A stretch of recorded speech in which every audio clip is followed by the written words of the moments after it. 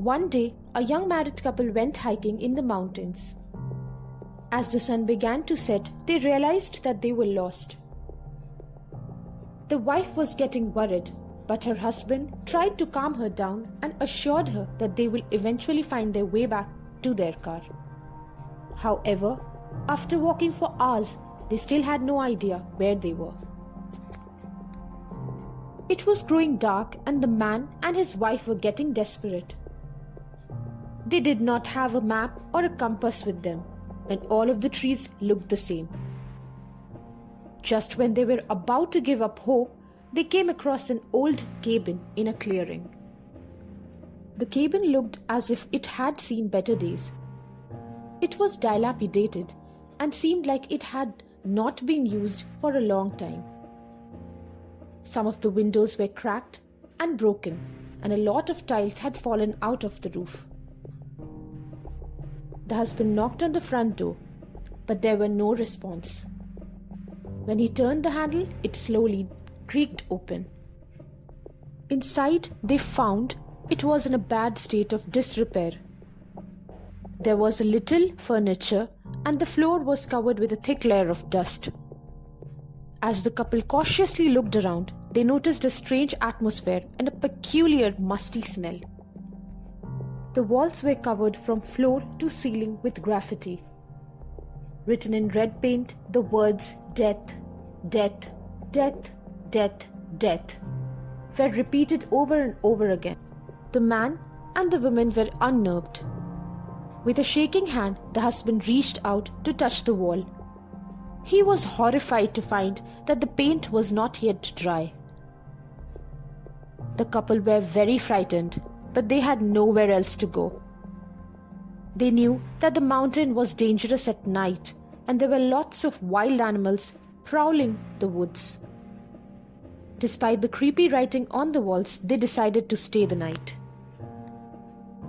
Going upstairs, they found a moth-eaten mattress that was covered in stains. The husband and wife wrapped themselves in old piece of carpet to keep warm and tried to make themselves as comfortable as possible under the circumstances. They lay down together on the mattress and eventually managed to fall asleep. Sometimes after midnight, the couple were awakened by a strange rustling noise. It sounded like someone or something was moving around outside the shack. "Did you hear that?" asked his wife. "I think there's somebody out there." Her husband listened for a while, but he did not hear anything. He got out of bed and walked over to the window.